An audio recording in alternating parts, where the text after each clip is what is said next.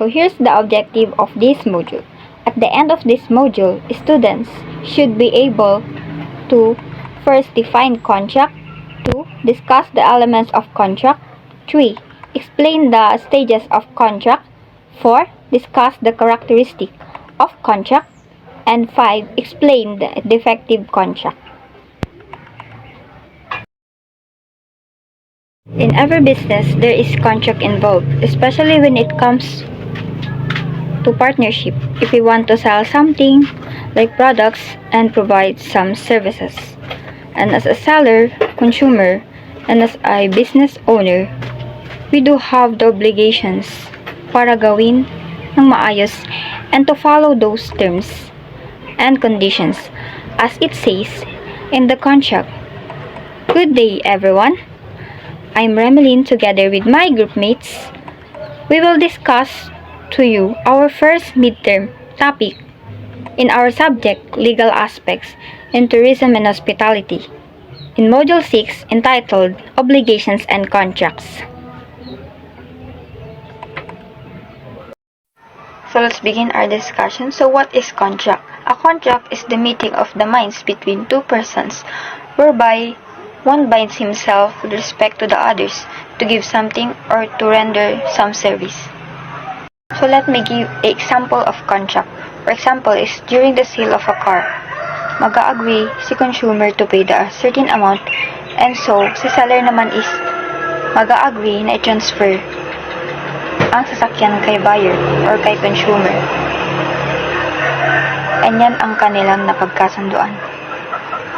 Now one of the persons transfer the money or bayad sa napagkasunduan nila is magiging pagmamay-ari ni buyer yung sasakyan. Siya na yung owner neto. Agreement. Contract is a legal binding agreement between two or more parties. It outlines the terms and conditions. It also governs the roles and responsibilities of each parties. It includes the parties involved, timelines and deadlines, the service that be provided, payment terms, and iba pa nilang mga napagkasunduan.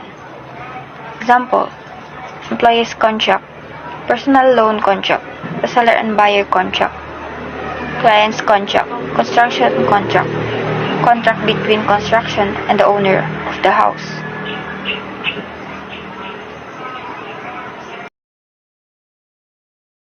Forward to the elements of a contract, which is the consent. Consent signifies the meeting of the offer and acceptance upon the thing and cause, which are constitute the contract.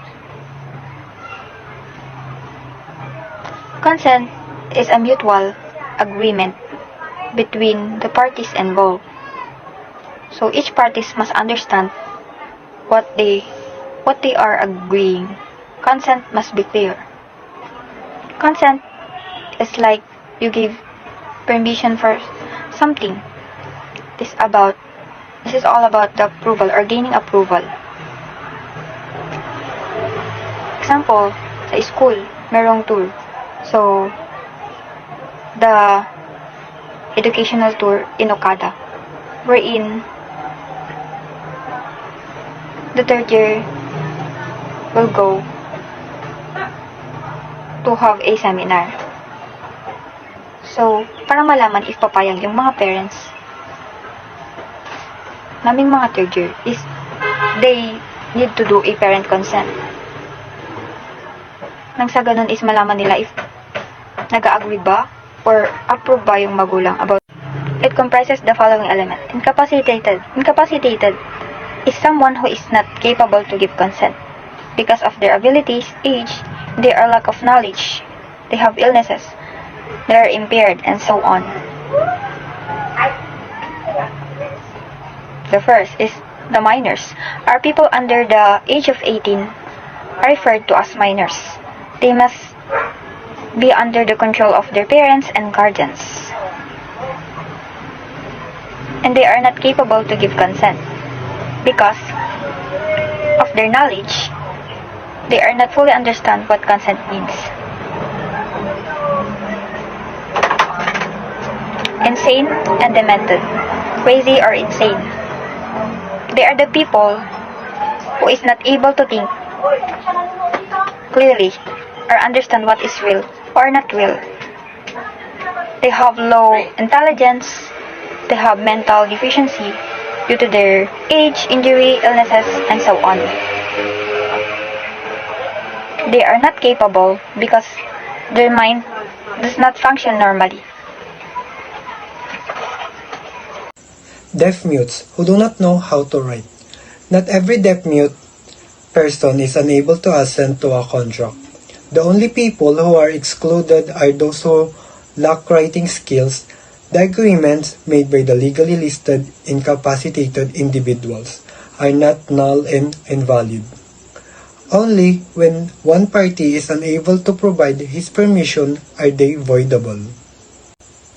Incompetent under guardianship. Guardianship removes a person's ability to make choices because appointing a guardian removes a person's freedom to make decisions about his or her life. Other options that place fewer limits on the person with a handicap should be explored first. One of these less restrictive choices may be able to address the person's needs without requiring the appointment of a guardian. Object certain is a fundamental legal concept that refers to a specific and identifiable item or entity that is the subject of a legal agreement, transaction, or dispute. Ito ay mahalaga para sa pagtiyak ng kalinawan, katiyakan, at pagiging patas sa mga legal na pakikitungo. It could be any of the following. Thing. In legal terms, a thing refers to a tangible object or property. It could be any physical item that can be owned and transferred, like a car, piece of land, or furniture. Right. This refers to a legal entitlement or permissions to do something or claim something. Rights can be property rights, personal rights, or rights to services and benefits under the law. Service. In this context, a service refers to an action or work performed by one party for the benefit of another. It often relates to contractual agreements where one party agrees to deliver a service in exchange for compensation. An object certain must have the following requisite. A. Object should be within the commerce of men. Nangangahulugan ito na ang bagay ay dapat na isang bagay na maaaring legal na bilhin o ibenta o ikalakal sa pamilihan. It includes things that are illegal or prohibited by law, such as drugs or stolen goods. B. It should be real or possible. The object must be something that exists or could potentially exist. Hindi ito maaaring isang bagay na puro haka-haka o imposibleng makuha. For example, a contract for the sale of a unicorn would not be valid because unicorns are not real. C. Objects should not be contrary to law. The object must be lawful and not violate any legal principles or regulations. Tinitiyak nito na ang kasunduan o transaksyon ay hindi illegal o labag sa pampublikong patakaran. Example, a contract for the sale of a weapon to a person prohibited from owning one would be contrary to law and therefore invalid. Cause, ito ay tumutukoy sa mahalagang dahilan kung bakit pumapasok ang mga partido sa isang kontrata. Ito ay isang kinailangang elemento para maging valid ang isang kontrata. Should be in existence. Ang ating pag-iral ay nagbibigay ng pagkakataon upang tuklasin ang ating mga pagnanasa. Should be licit or lawful. Ang batas ay tumutulong upang maiwasan natin ang mga paglabag na maaaring magdulot sa atin ng parusa o legal na problema. Should be true.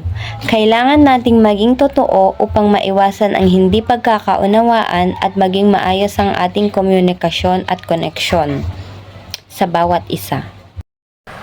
Sa batas, ang pagkakaroon ng bisa o pagiging legal ng isang kontrata ay ang tinatawag po na perfection of contracts. At ito po ang pag-aaralan natin. At may 2 batas na nagbibigay po ng gabay tungkol dito. Ito po ang Civil Code ng Pilipinas at Code of Commerce. According to the Civil Code Article 1319, the contract is perfected from the moment that the offeror has knowledge of such acceptance. At ang sabi po dito, ang kontrata ay nagkakaroon po ng bisa sa oras na malaman ng offeror na tinanggap ang kanyang alok.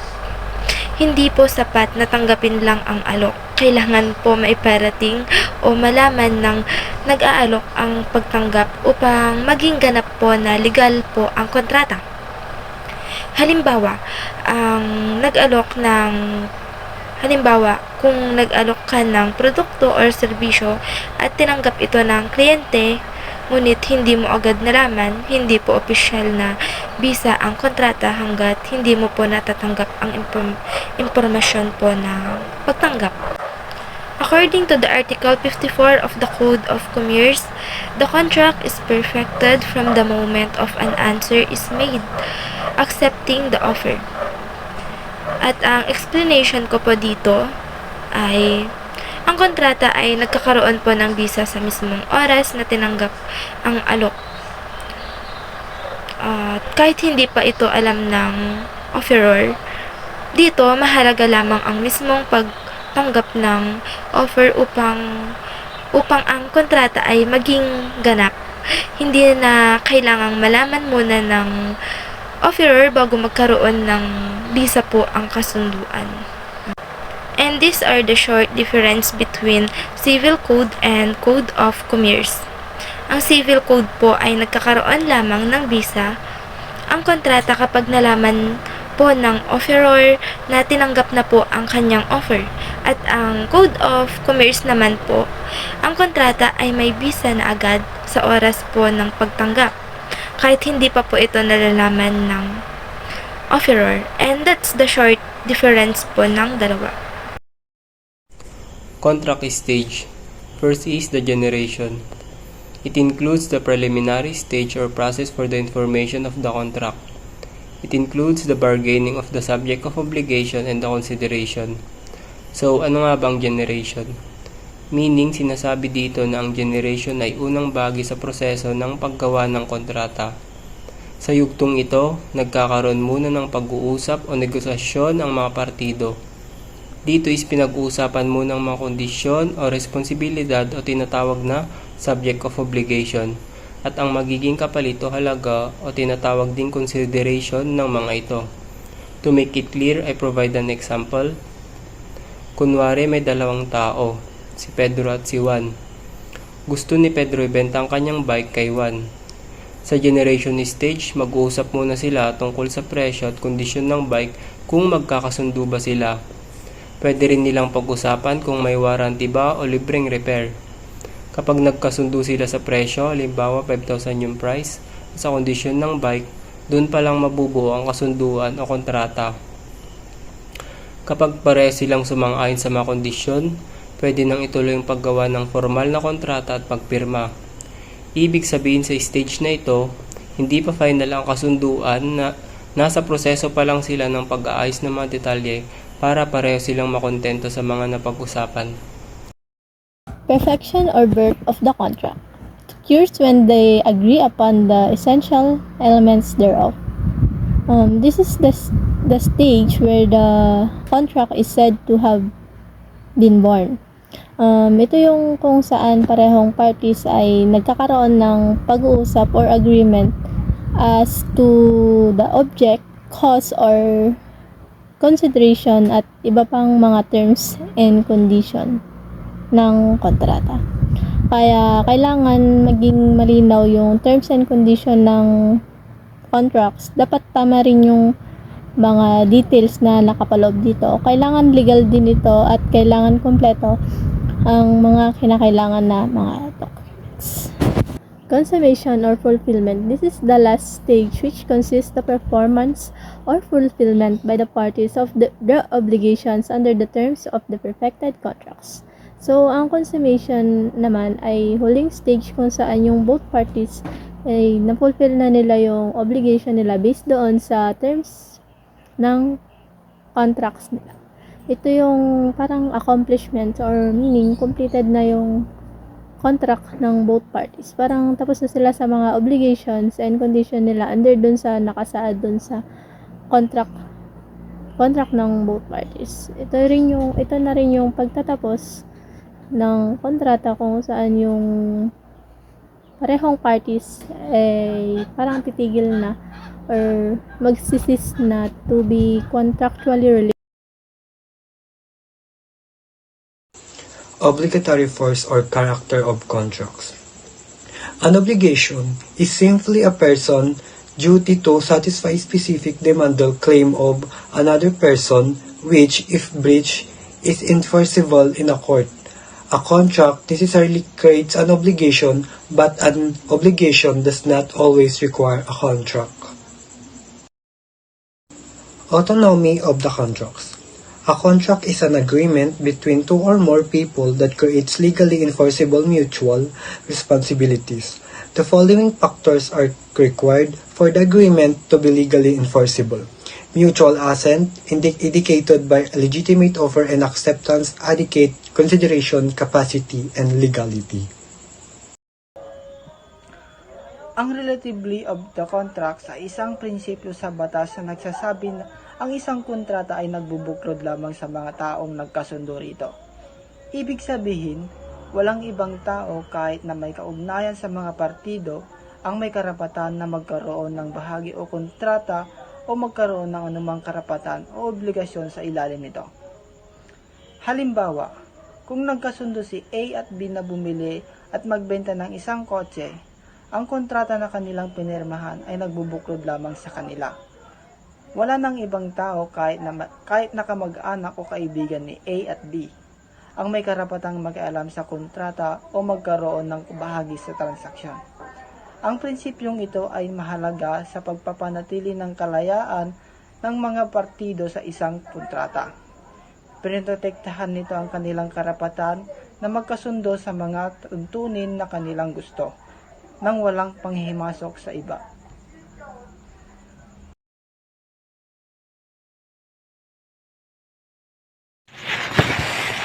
So I am going to tackle about defective contracts. First, in our defective contracts, we have a rescissible. Rescissible refers to the contracts that can be annulled or cancelled due to certain defects or issues. These defects may include consent issues. If one party didn't genuinely agree to the terms and conditions of the contract. Next is we have a lack of capacity. Kapag yung one party is minor pa lang, dun siya nagiging defective. Next is illegality. If the contract involves illegal activities or violates public policy. Second, on our defective contract, we have voidable. It is valid until annulled. All essential elements for validity are present, but the element of consent is vitiated either by lack of legal capacity of one of the contracting parties or fraud. Common reasons a contract may be voidable include misrepresentation. If one party provides false information that induces the other party to enter the contract. Next is duress. One party is forced or threatened into agreeing to the contract. Third, on our defective contract, we have an unenforceable contract.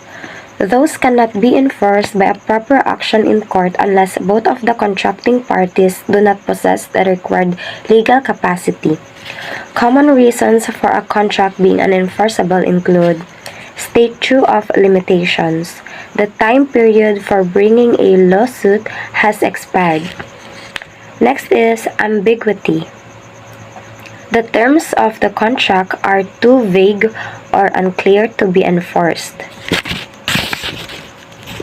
Last